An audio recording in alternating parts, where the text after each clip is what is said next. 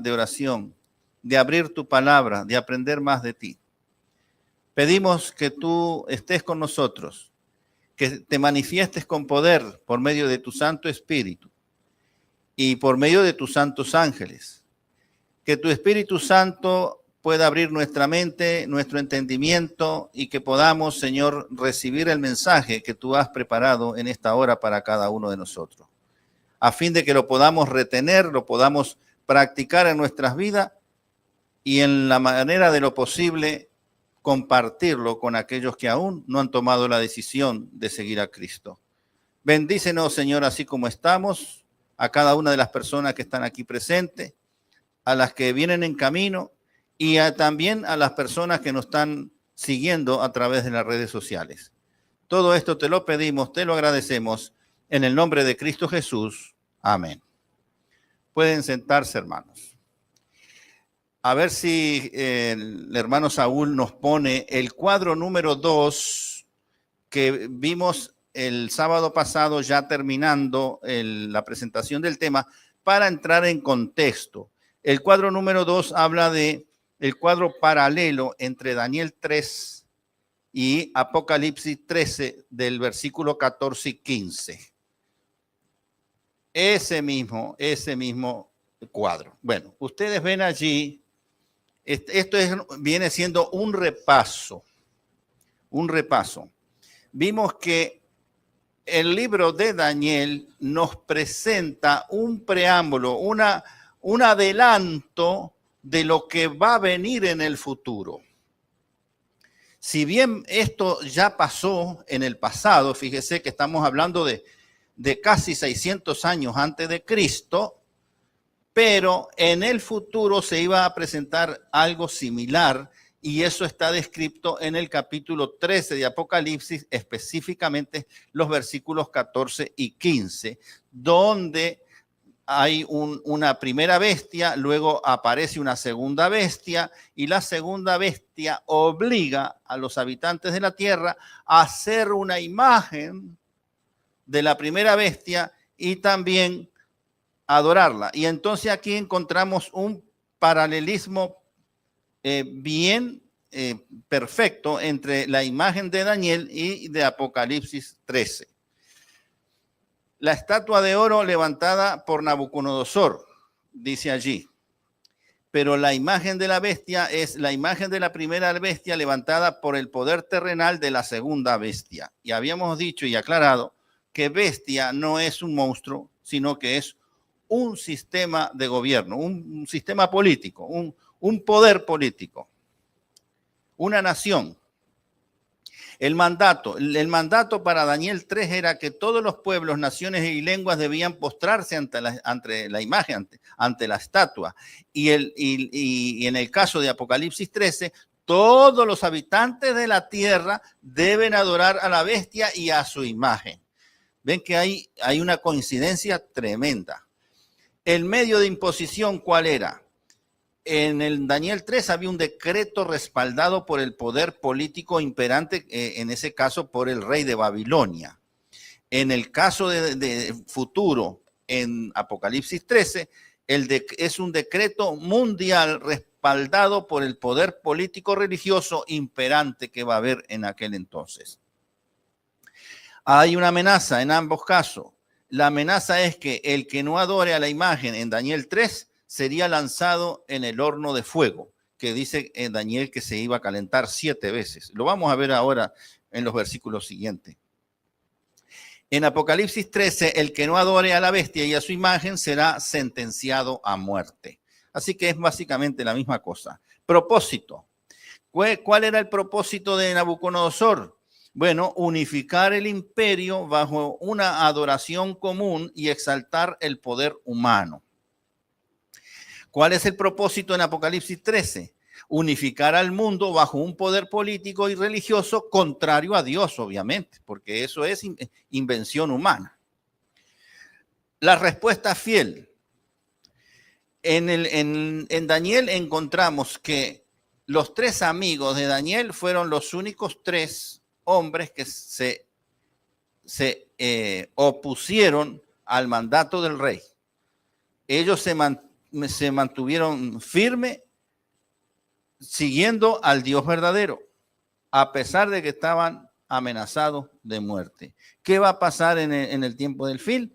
Ya no van a ser 3 personas, sino va a ser el remanente de Dios el que se mantiene fiel aún bajo la amenaza de muerte. Como dice Apocalipsis 14:12, los que guardan los mandamientos de Dios y tienen la fe de Jesús. Y ese es el pueblo de Dios que se va a mantener firme a pesar de la persecución y a pesar de la amenaza de muerte y la sentencia de muerte que se les va a dictar para ellos. Intervención divina. En el caso de Daniel, Cristo Jesús libera a los 3 jóvenes del horno del fuego. Vamos a ver que Nabucodonosor ve que metieron a 3 personas, pero cuando él mira ve a 4. Y entonces ahí lo vamos a ver ahora en adelante. Y en Apocalipsis 13, Dios promete proteger y vindicar a su pueblo en el tiempo del fin. Resultado final. Nabucodonosor reconoce la grandeza del verdadero Dios. Y en el caso de Apocalipsis 13, la victoria final es del Cordero y el reino eterno pertenece a Cristo. Así que Daniel 3 no es solo una historia del pasado, sino un modelo profético de lo que Apocalipsis 13 anuncia para el futuro. Un futuro que todavía no está cerca, pero todavía no llega. Un conflicto final centrado en la adoración. La gran pregunta para cada uno de nosotros, como habíamos visto, es ¿a quién vamos a adorar? ¿En qué grupo de adoradores nos vamos a poner nosotros? ¿En adorar al verdadero Dios o en adorar a un sistema humano implantado por un poder político religioso, contrario a Dios? Esa decisión es individual. Ahora, vamos a analizar a continuación algo más que nosotros leímos en los versículos de Daniel 3 y vamos a ver si Saúl nos ayuda y ponga allí 2 versículos de Daniel 3, el versículo 4 y el versículo 7.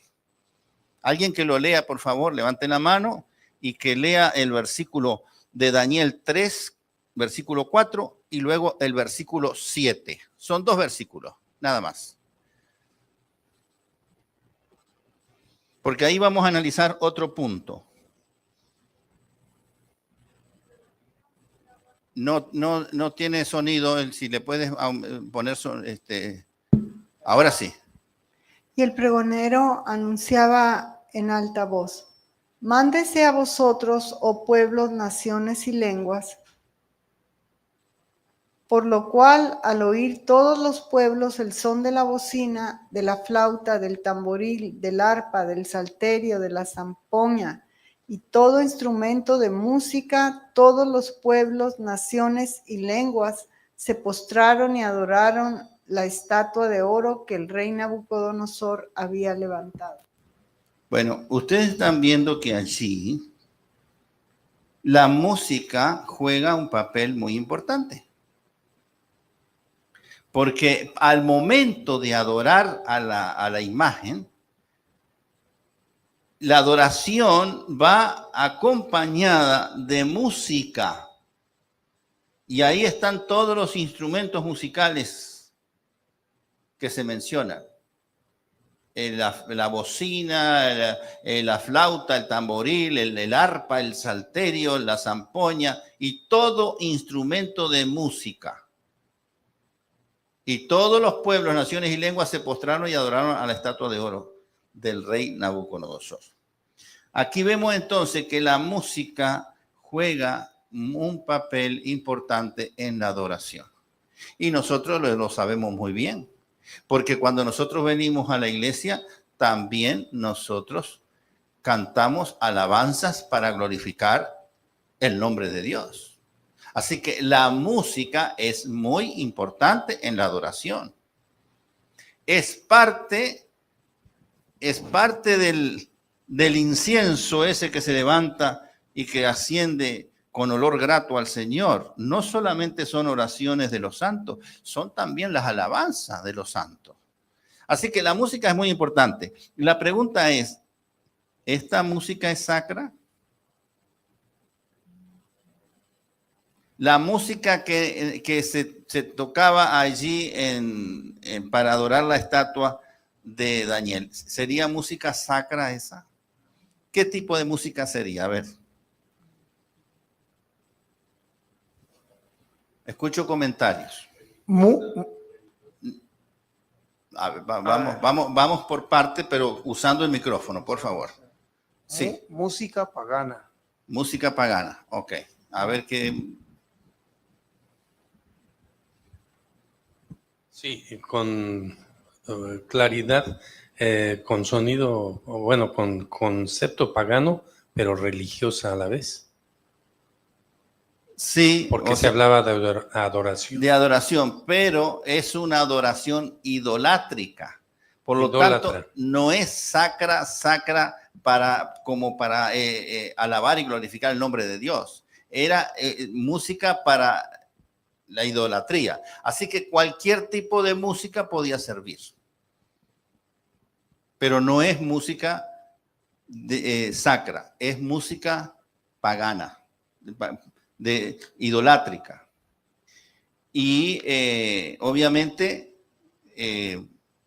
se trata de una adoración forzada.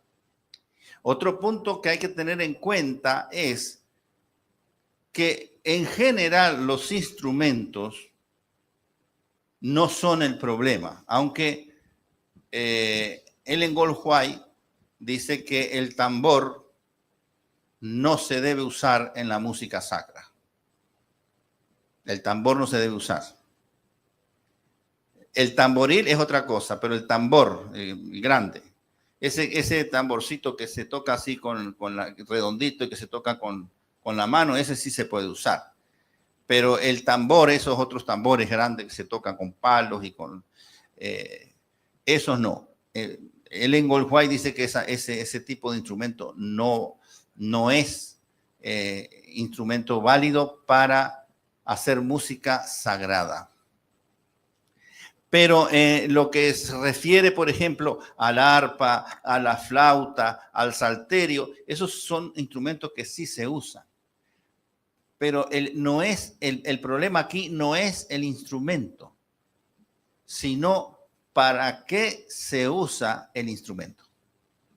Si es para la idolatría o es para adorar el verdadero Dios. O sea, en la iglesia hay pianos, por ejemplo, pero también hay pianos en los bares para que la gente se anime y siga tomando trago. Entonces, depende de para qué se usa la música. Y la música sacra tiene que ser música que alabe y glorifique el nombre de Dios. Si no, no es música sacra. Si esa música lo que va a hacer es engrandecer al hombre, o en este caso a una imagen, a una idolatría, entonces esa música no es sacra. Hay que tener ese detalle en mente. Vamos a ver ahora un cuadro, el tercero, Saúl, el tercer cuadro. Sí, a ver, allá hay un comentario.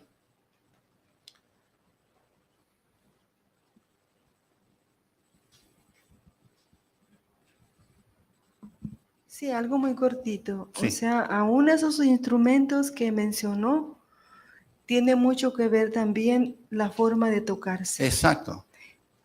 Porque aún el piano se puede tocar de una forma... Irreverente. Sí, tipo rock, la guitarra, todos los instrumentos, dependiendo de cómo se van a tocar también, van a adorar a Dios o van a adorar también al enemigo. Al enemigo. Exactamente, sí. Gracias, hermana.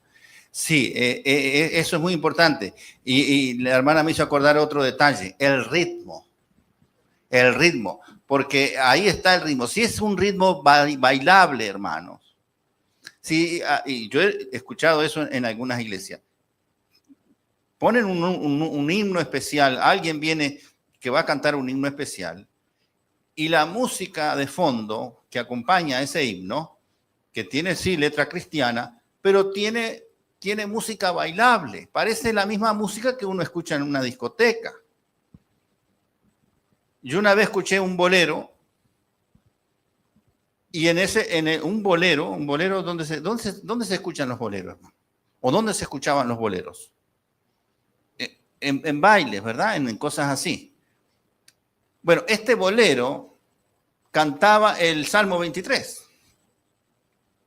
a ritmo de bolero. Y entonces yo le pregunté a una hermana, ¿qué le parece esa música? ¿Qué opina? Dice, no, dice, eso me hace acordar, dice, una cantina que había al lado de la casa, un poco de borrachos que habían ahí en la cantina, esa música. Y sin embargo, estaba cantando el Salmo 23. Entonces, hay que tener cuidado, no solo cómo se usan los instrumentos, sino qué ritmo le ponemos a la música, hermano. La música que es para adoración de Dios tiene que cumplir ciertas reglas que no vamos a profundizar ahorita aquí porque no estamos hablando de la música en realidad, sino que estamos tocando a penitas un detalle que se ve, que se usa. En el futuro se va a usar cualquier tipo de música y las iglesias hoy en día, en general, las iglesias cristianas, están bailando, están danzando, están bailando en la iglesia. Yo he visto hasta en la misma iglesia católica que antiguamente se reconocía por la tremenda reverencia que hay, y ahora vemos ahí al mismo sacerdote bailando allí una tremenda pachanga al son de la música. Y en las iglesias protestantes también. Y eso, en cierta manera, así de poquito está entrando en nuestra iglesia y tenemos que evitar eso, hermano. A ver, había un comentario por aquí. No sé si continuar para adelante o decirlo. Sí, a ver. Bueno, nomás quería comentar que la persona que me arregla los carros a mí, que me los pinta y todo, es cristiano. Él pertenece a... No importa, pertenece a una iglesia cristiana. Entonces, sí, se llama Jesús él. Y un día pues llegué ahí a revisar mi carro y lo vi, estaba platicando con él y luego puso una música cristiana, ¿va? Pero ranchera, con música ranchera, ¿no? Y entonces según él, entonces yo lo estaba oyendo y dije, bueno, pues qué tipo de música es esta, ¿no? Pero de ratito él me preguntó, ¿te gusta la música cristiana? Sí, le dije yo, pero mira, y agarré mi celular y le puse el poder del cristiano con Oscar Medina. Dime tú qué comparación hay entre esa y esta, le dije yo. Y está muy bonita, sí, le dije yo, cuando vas a adorar al Señor y esto otro, bueno, yo no, le dije, no soy nadie para decirle qué música quieras escuchar o no, ¿verdad? Pero como ya le tengo confianza, le dije, para mí una música que alabe al Señor es este tipo de música, le dije yo, porque la música ranchera, la música cristiana, supuestamente con música ranchera, le dije yo, pues el cerebro lo lleva a otra parte, pues no. Lo deja en el mundo. Porque la música realmente sacra lo debe uno elevar al cielo, al encuentro con Dios. Uno experimenta eso de que realmente uno se ve rodeado de ángeles alabando a Dios. La música sacra. Pero cuando es la música del mundo, música bailable, música que se escucha en las cantinas o en las discotecas, ya se está metiendo el mundo dentro de la iglesia. Entonces, hay mucha gente que no conoce de música y entonces le dice amén a todo. Y le parece que eso está bien así, pero no. Porque la música del mundo es para deleitar a las personas, no es para agradar a Dios. Y nosotros tenemos que cantar que alabe y glorifique el nombre de Dios. Y después nosotros nos vamos a deleitar también con esa música sacra. Así que hay que tener cuidado. Vamos a ver si Saúl nos ayuda y nos pone el tercer cuadro donde dice música en la adoración verdadera versus falsa. Bueno, ustedes ven allí música en la adoración verdadera versus falsa. Fuente y origen. Inspirada y la música verdadera es inspirada y dirigida por Dios. Y ahí ustedes tienen los versículos. Si ustedes quieren ese cuadro, hermano, se lo piden a mi esposa, que mi esposa lo tiene, y se los manda por WhatsApp o por texto. Inspirada y dirigida por Dios. Esa es la música sacra. Pero la falsa adoración es organizada por hombres o sistemas religiosos que buscan exaltar ídolos o poderes humanos. Daniel 3 del 4 al 7, que ya lo leímos. El propósito de la música sacra es glorificar a Dios, expresar gratitud, alabanza y reverencia. Salmo 150 del 3 al 6 lo dice. Ustedes lo pueden chequear después. En la falsa adoración, ¿cuál es el propósito? Exaltar a una imagen, a un ídolo o autoridad humana. Daniel 3:5 y Apocalipsis 13:15. Efectos en los oyentes. Cuando se trata de la música verdadera de adoración, eleva el corazón a la presencia de Dios, es lo que yo estaba diciendo, cuando es música sacra. Produce gozo santo, consuelo y esperanza. Y allí tenemos los versículos, Efesios 5:19 y Apocalipsis 14:3. ¿Qué pasa con la música de la adoración falsa? Manipula emociones para someter a la idolatría y al culto falso y produce obediencia forzada. Daniel 3:7 y Apocalipsis 13:14 y 15. Actitud del adorador. La actitud del adorador en la adoración verdadera es voluntaria, con entendimiento y gozo espiritual. Salmo 102 y Juan 4 del 23 al 24. En la adoración falsa, la actitud del adorador, el que no adore a la bestia y a su imagen será sentenciado a muerte, porque es una adoración forzada. ¿Ve? Destino de la adoración. Si es música sacra, es el destino de la adoración es al único Dios verdadero. A Él se debe adorar, al Creador del cielo y la tierra. Apocalipsis 14:7. El mensaje del primer ángel. Apocalipsis 14:7. En cambio, la falsa adoración, el destino de la adoración, ¿a quién va? A la criatura, a un ídolo, a una imagen o al poder de la bestia o a un poder político. Romanos 1:25, Apocalipsis 13:4. Resultado final. Cuando nosotros elevamos cánticos sagrados a Dios, entonces es una bendición estar en la presencia de Dios y obviamente Dios nos bendice con la salvación y la vida eterna. Apocalipsis 15 del 2 al 4. Y luego en la falsa adoración, ¿qué va a pasar? Bueno, el juicio divino, la ruina y la condenación eterna. Apocalipsis 14 del 9 al 11. Ahí tienen ustedes una comparación entre música verdadera, sacra, que eleva y glorifica el nombre de Dios, y la música que se utiliza para la idolatría. Bueno, ¿alguna pregunta? Les voy a en estos momentos me acuerdo de algo que me sucedió a mí en el recién convertido. Así que hace más o menos como 30 años o más atrás. Más, debe ser como 35 años.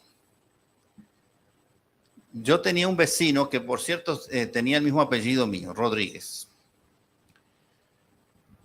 Y yo estaba recién bautizado. Yo tardé como 1 año y medio en bautizarme, después que me dieron los estudios, porque yo estaba analizando bien la iglesia adventista. Y cuando terminaba el culto, yo siempre agarraba unos folleticos que se abrían así en 4 partes o en 3 partes, que tenían mensajes, que eran invitaciones para estudiar la Biblia y que tenían un pensamiento, etcétera. Y yo tomaba muchos y cuando iba caminando para mi casa, les repartía a toda la gente que encontraba en el camino. Y me quedó ahí uno. Y cuando voy a entrar al edificio donde yo vivía, estaba este vecino Rodríguez. Y entonces él me dice, mira Héctor, dice, yo te prometo que voy a leer esto que me estás dando. Ah, mira, a mí me dan estos papelitos como me lo estás dando tú todos los días. Y yo lo que hago es botarlo. Lo agarro y los boto a la basura.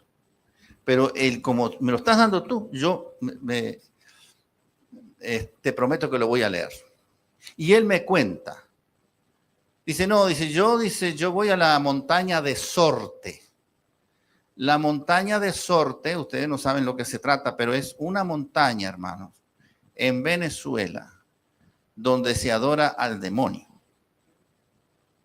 Y está una reina que se llama María Leonza, que es toda una institución en Venezuela. Hay una estatua de María Leonza en una de las mejores autopistas. Y es una dama sin ropa, completamente desnuda, sobre un tapir. ¿Ustedes saben lo que es un tapir? Es un animal extraño, medio raro, ahí se parece a un oso hormiguero y a un burro, yo qué sé, una cosa rara. De Malasia, creo que en Brasil hay también. Bueno, esta dama está montada sobre un tapir y la adoran como una diosa. Y en esa montaña de Sorte se van ahí todos los brujos.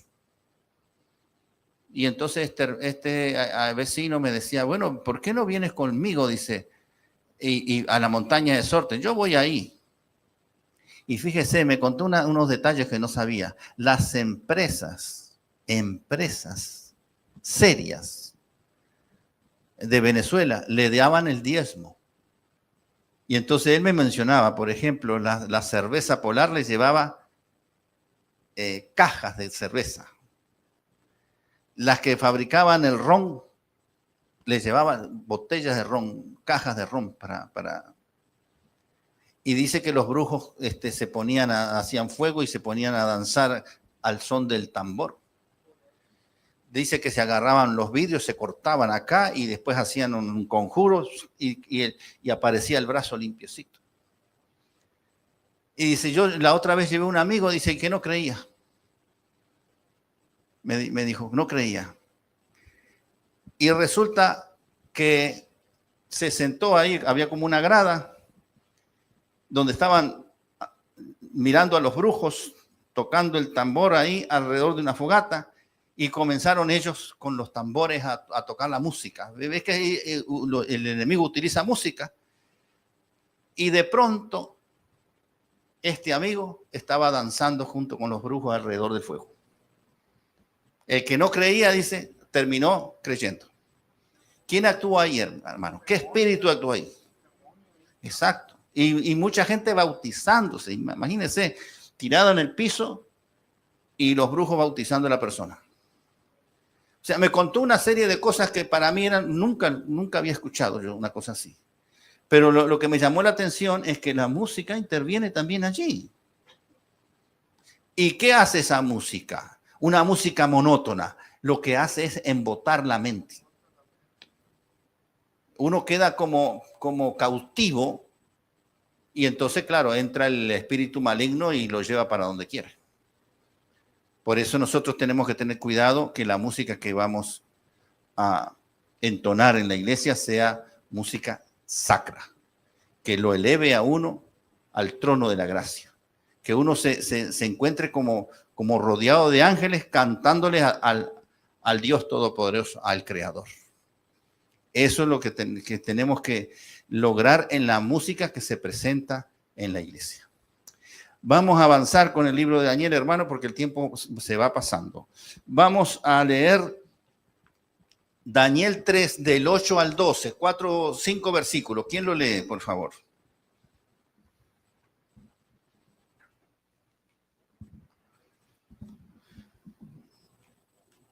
Daniel 3, del 8 al 12. Por esto, en aquel tiempo, algunos varones caldeos vinieron y acusaron maliciosamente a los judíos. Hablaron y dijeron al rey Nabucodonosor: Rey, para siempre vive. Tú, oh rey, has dado una ley que todo hombre, al oír el son de la bocina, de la flauta, del tamboril, del arpa, del salterio, de la zampoña y de todo instrumento de música, se postre y adore la estatua de oro. Y el que no se postre y adore, sea echado dentro de un horno de fuego ardiendo. Hay unos varones judíos los cuales pusiste sobre los negocios de la provincia de Babilonia, Sadrach, Mesach y Abed-nego. Estos varones, oh rey, no te han respetado, no adoran tus dioses ni adoran la estatua de oro que has levantado. Ok. ¿Qué podemos sacar de este pasaje?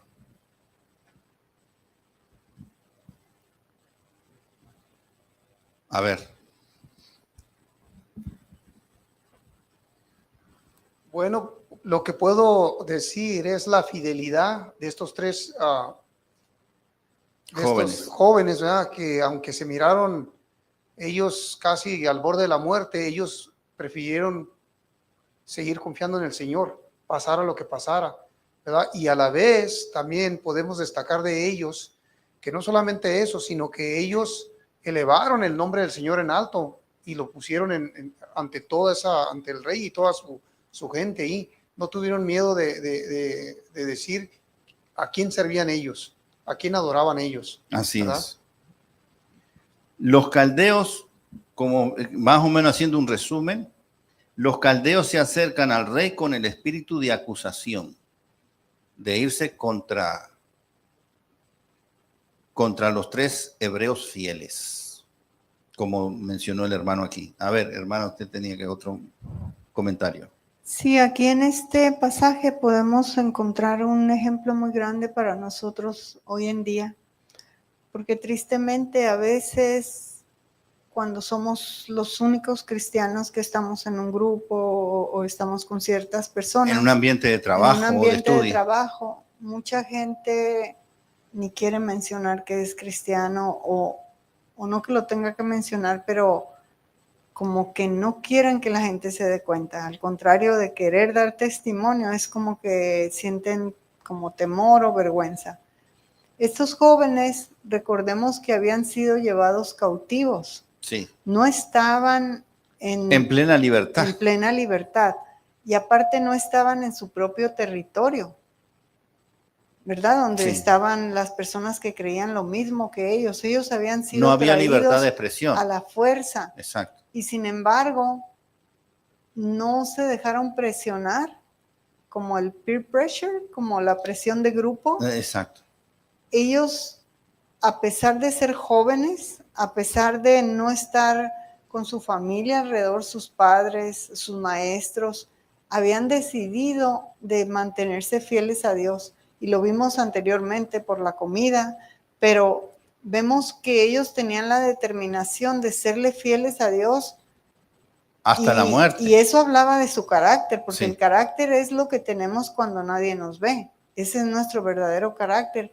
Y ellos habían decidido, y me imagino que habían hablado de antemano, porque habían acordado de que ellos no iban a adorar a esa imagen, porque ellos sabían que al único que debían adoración era a Dios. Y la determinación era que a pesar de que decidieran darles muerte, ellos iban a permanecer fieles. Confiaban en que Dios los podía rescatar, pero aún si no ocurría eso, ellos iban a permanecer fieles.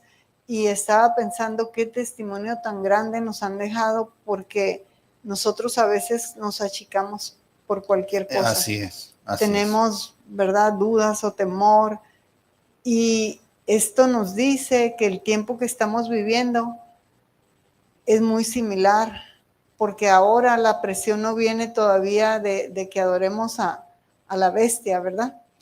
Pero viene de muchas maneras en las nuevas ideologías que el gobierno está permitiendo. en mentiras abiertas que se está enseñando a nuestros niños, por ejemplo, la teoría, ¿verdad?, errónea de géneros, que hay más de 2 géneros, y es donde nosotros también tenemos que pararnos firmes, porque estos jóvenes dieron un testimonio muy grande, inclusive al rey Nabucodonosor y a muchos que estuvieron ahí, y como nosotros, que ahorita tenemos la oportunidad de pararnos en lo que creemos y ser firmes, no lo hacemos. Me parece que es algo bueno en que meditar. Sí, el testimonio de nosotros como iglesia que guarda los mandamientos de Dios tiene que ser un verdadero testimonio.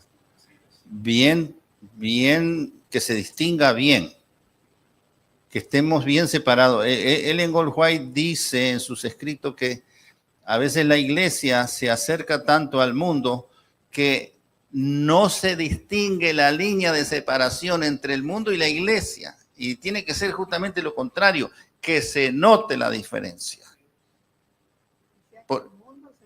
Exactamente, que si el mundo quiere cambiar, que se acerque a la iglesia y no al revés, que la iglesia se acerque al mundo supuestamente para conquistar al mundo. No, hermano. Los principios de la iglesia, los principios divinos, los principios bíblicos, tenemos que ponerlos en alto, que se vea. Y al que no le gusta, pues seguirá su camino, es su decisión. Allí hay otro comentario. Sí, nomás es que estaba esperando lo que ella dijo, casi lo dijo todo, pero esto que estamos mirando aquí, este ejemplo, es algo que fue en el pasado que se va a presentar en el futuro. Se está presentando ya, pero con más énfasis. Cuando entre la ley dominical, cuando se nos pruebe a nosotros que si verdaderamente a quién vamos a adorar, como lo que estaba diciendo usted ahora, ahí verdaderamente se va a saber si nosotros adoramos al Señor o vamos a tener miedo y nos vamos a ir para el otro bando. Exactamente. ¿Me entiende? Sí. Lo que quería yo comentar es de que, ya que conocemos en el capítulo 1 cómo Daniel, Sadrach, Mesach y Abednego no comieron, no se contaminaron, y entonces obtuvieron el favor de Nabucodonosor, los puso como gobernantes en los negocios y entonces, como usted dijo, pastor, de que vienen estos acusadores como diciendo, mira a los que pusiste tú sobre los demás y cómo te faltan al respeto, ni hacen esto ni esto, pero a nuestro favor. Estamos a prueba constantemente y cuando pasamos la primera prueba, va a haber otra prueba, pero se va formando nuestro carácter, nos vamos asimilando a Jesús y nos vas preparando a lo que va a venir por delante. Y eso me llama la atención. Exacto, porque las pruebas que vienen son más fuertes. Y entonces si tenemos una fe fortalecida, un carácter centrado en Cristo, entonces nosotros vamos a salir, como dice Pablo, más que vencedores en Cristo Jesús. Pero para eso nosotros tenemos que ejercitar esa fe y poder pasar la prueba. Sí, es verdad. Esta gente, estos caldeos posiblemente estaban sintiendo un poco de envidia también de estos hebreos que estaban ocupando cargos muy importantes y entonces van corriendo a decirle al rey, mira, esto que tú pusiste aquí sobre los negocios del rey, mira, no te están haciendo caso. No te están siguiendo, no son fieles contigo, porque no están adorando la estatua que tú hiciste. Exacto, es como si fuera una trampa. Ahora, en Juan capítulo 15, versículo 18, 19 y 20, lo vamos a leer porque aquí Jesús nos advirtió algo muy importante. Vamos a leer Juan 15, versículo 18, 19 y 20. ¿Qué dice? A ver, alguien que lo lea. Si el mundo os aborrece, sabed que a mí me ha aborrecido antes que a vosotros. Si fuerais del mundo, el mundo amaría lo suyo, pero porque no sois del mundo, antes yo os elegí del mundo, por eso el mundo os aborrece. Acordaos de la palabra que yo os he dicho. El siervo no es mayor que su Señor. Si a mí me han perseguido, también a vosotros os perseguiréis. Si han guardado mi palabra, también guardarán la vuestra. Ok.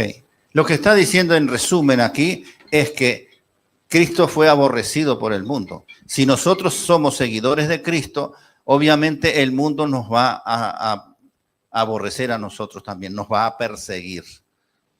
Ya estamos advertidos, hermano. Así que si hay persecución, si hay burla, porque también hay burla, hay burla de muchas personas. Una vez alguien me decía, pero ¿cómo es posible que tú, siendo ingeniero, porque yo me gradué primero como ingeniero, dice, ahora, dice, te pusiste como pastor, dice. ¿Cómo es que tú abandonaste esa carrera? Dice que te podía dar millones, mucho dinero, y ahora eres como pastor. No estás ganando nada. ¿Cómo es posible? Me decía la persona. ¿Ve? Entonces, ahí uno encuentra esas burlas en el mundo, esos señalamientos. Pero ¿de qué le sirve al hombre granjearse todo el mundo entero y perder su alma? Dice el Señor. ¿De qué le sirve? Lo importante es que hasta aquí el Señor nos ha acompañado a cada uno de nosotros. Y entonces el Señor nos reserva un futuro brillante para los que lo aman y para los que esperan del Señor. Así que aquí nosotros tenemos que ser fieles a Cristo y la fidelidad a Cristo puede traer crítica, burlas y persecución, pero el discípulo verdadero se mantiene firme aún si se queda solo, si se queda el único, no importa que lo señalen. El desafío de los jóvenes en Daniel 3, vamos a leer ahora, y con esto ya estamos cerrando, vamos a leer del 13 al 18, y con eso vamos a terminar. Comentamos y terminamos. Vamos a leer Daniel 3, versículo 13 al 18. Entonces Nabucodonosor dijo con ira y con enojo que trajesen a Sadrach, Mesach y Abednego. Al instante fueron traídos estos varones delante del rey. Habló Nabucodonosor y les dijo: ¿Es verdad, Sadrach, Mesach y Abednego, que vosotros no honráis a mi Dios, ni adoráis la estatua de oro que he levantado?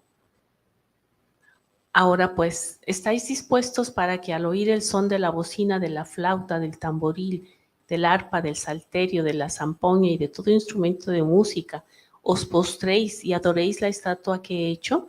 Porque si no la adorareis, en la misma hora seréis echados en medio de un horno de fuego ardiendo. ¿Y qué Dios será aquel que os libre de mis manos? Sadrach, Mesach y Abednego respondieron al rey Nabucodonosor, diciendo: no es necesario que te respondamos sobre este asunto. He aquí, nuestro Dios a quien servimos puede librarnos del horno de fuego ardiendo, y de tu mano, oh rey, nos librará. Y si no, sepas, oh rey, que no serviremos a tus dioses, ni tampoco adoraremos la estatua que has levantado. Muy bien. ¿Comentarios? ¿Alguien tiene algún comentario? Sí, que qué valientes. Muy valiente, realmente muy valiente. Y muy seguros en el Dios en quien creía, muy seguros en ellos. Allí hay un comentario. Luego otro por acá. Se me hizo interesante que al parecer Nabucodonosor ha de haber pensado, bueno, a lo mejor no saben que es una orden mía, yo voy a ir enfrente de ellos y les voy a decir otra vez, ustedes que no oyeron y que al oír el sonido y como diciendo que al verme a mí, que viene de mí, me van a hacer caso. Pero sin embargo no lo hicieron. Muy bien. ¿Qué otro comentario? Sí, pues de este pasaje podemos deducir varias cosas, ¿no? Primeramente vemos la trampa de aquí del enemigo. Satanás estaba detrás de todo esto. Exactamente, obviamente. Usó a todos esos caldeos para ponerle la trampa, y porque ya usted lo mencionó hace rato, porque ellos estaban siendo utilizados, a Daniel y todos ellos eran ellos Buenos cargos en el tenían gobierno. buenos cargos en el gobierno, y ellos querían deshacerse de ellos. Le pusieron una trampa ahí, y después vemos ahí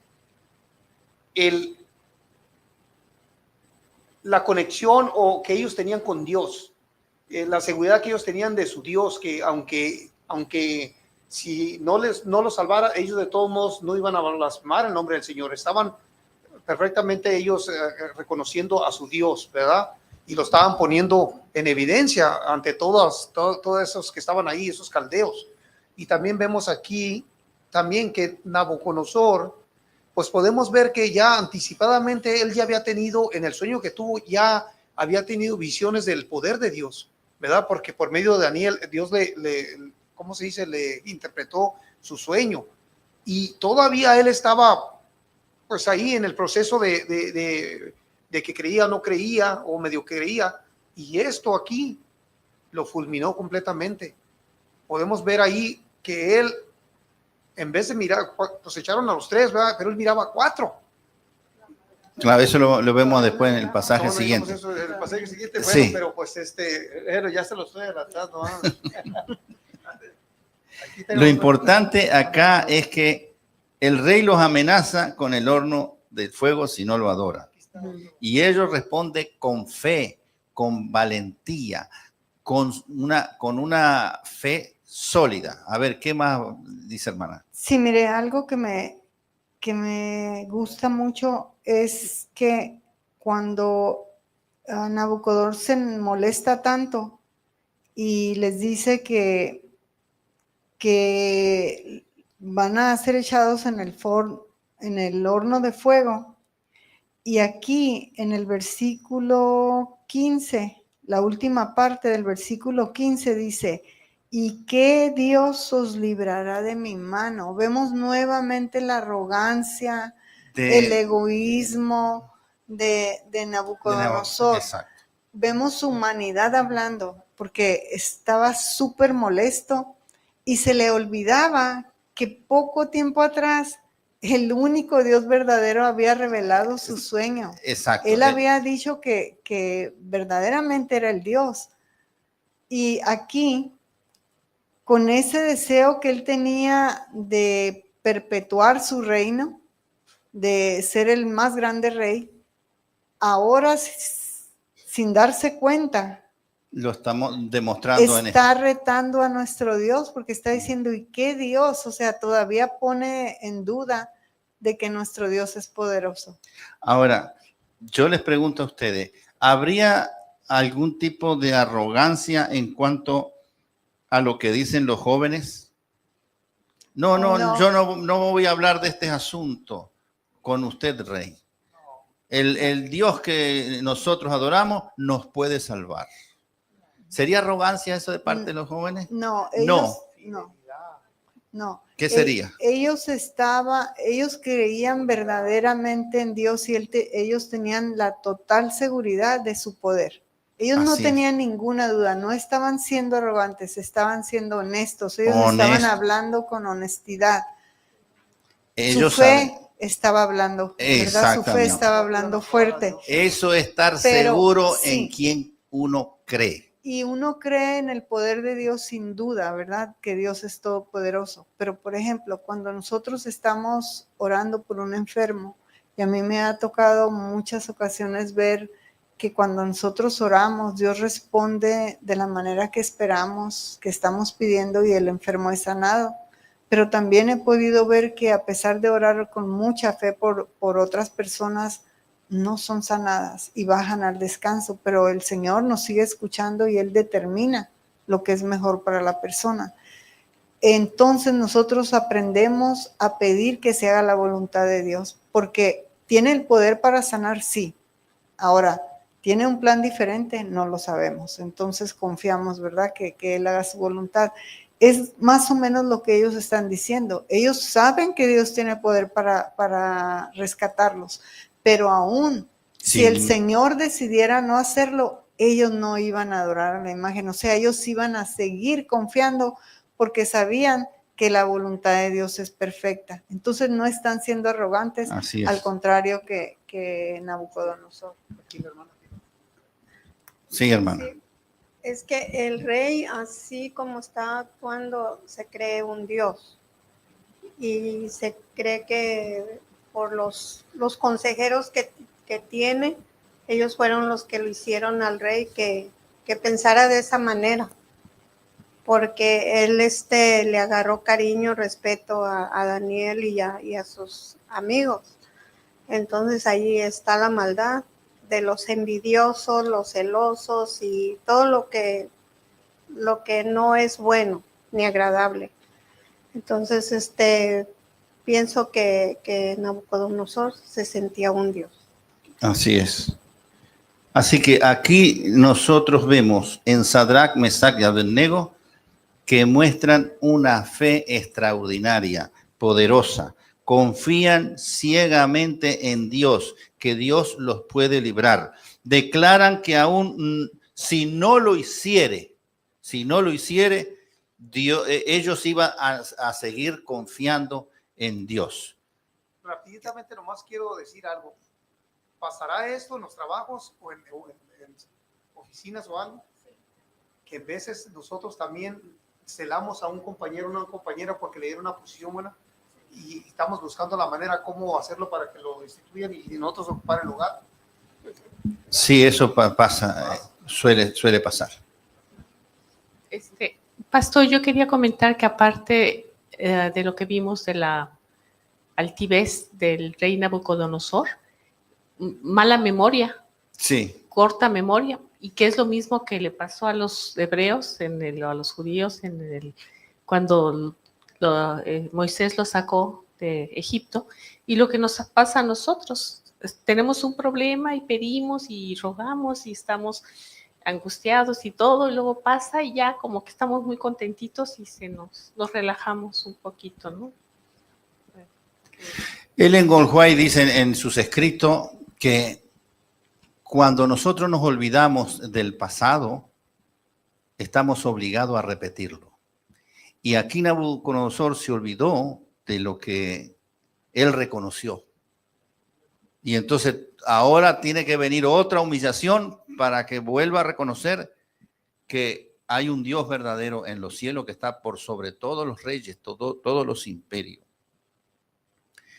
Nosotros, si vamos a leer, o sea, fíjense la fe de los jóvenes. Esta misma fe es la fe que Dios quiere que tengamos nosotros. Una fe a prueba de fuego.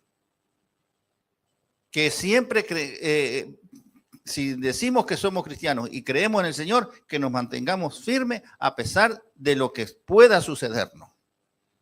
Y sabiendo, claro que el Señor nos puede librar, sí como no. Si Él quiere, nos puede librar. Si no quiere, pues sigamos confiando en el Señor, porque el Señor tiene su propósito, tiene su plan que nosotros desconocemos. Y nosotros no somos quienes para cuestionar a Dios. Si Él decidió que salvarnos, nos salvará. Pero si Él dice que no, pues igual yo en Él confiaré. Nosotros podemos leer todo el capítulo 11 de Hebreo y vamos a ver allí cómo por la fe todas las cosas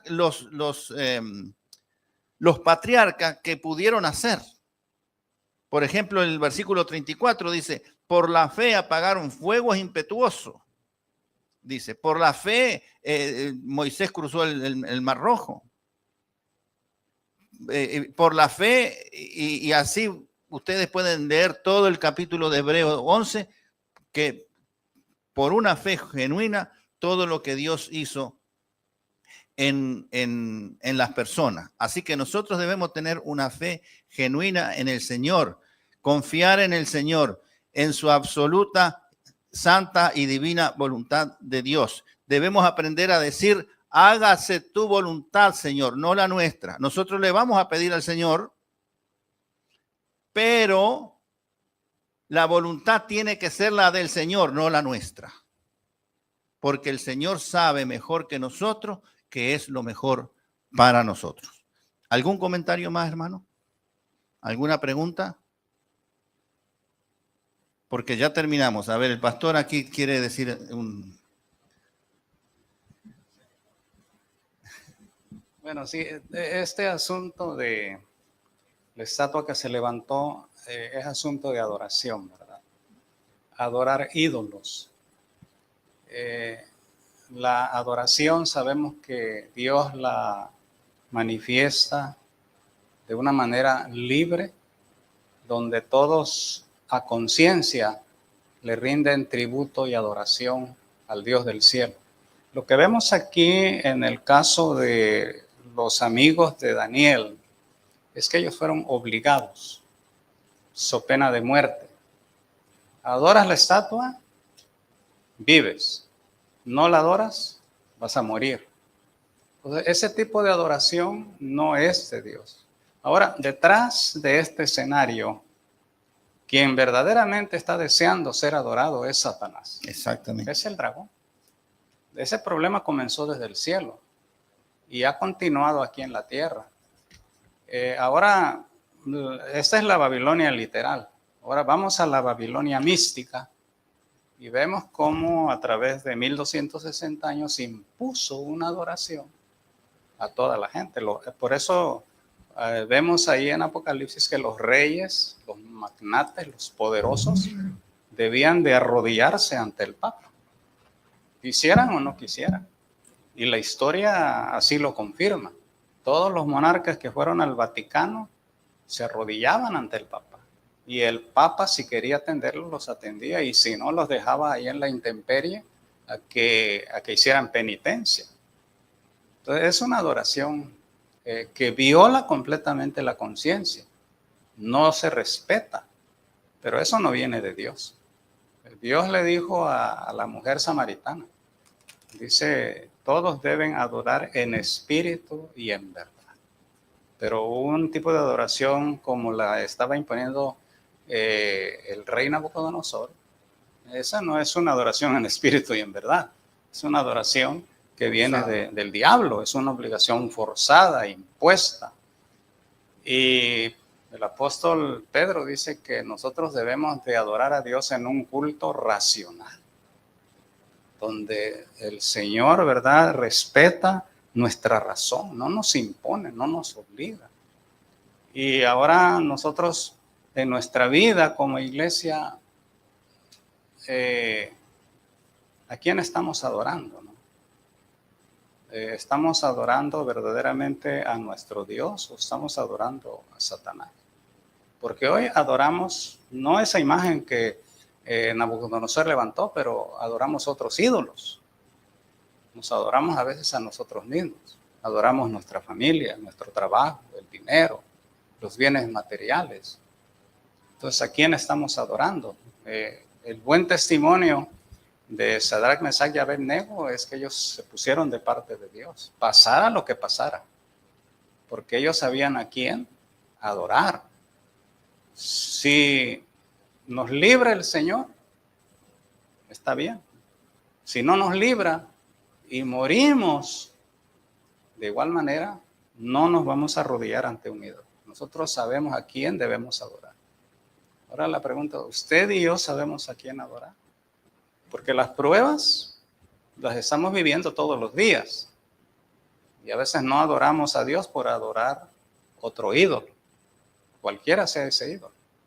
Así que Dios nos ayude para que podamos mantenernos firmes como estos jóvenes, porque no sabemos, ¿verdad? En los días finales que estamos viviendo, vendrán pruebas verdaderamente muy, muy sutiles y peligrosas para el pueblo de Dios. Y debemos saber y estar firmes como ellos, ¿verdad? Sostenernos en la adoración al verdadero Dios, ¿verdad? Muy bien. Vamos a entonces, pastor, no se vaya, usted va a tener la oración final. Vamos a cantar el himno para despedir el sábado, el 550. Por favor, los invito a poner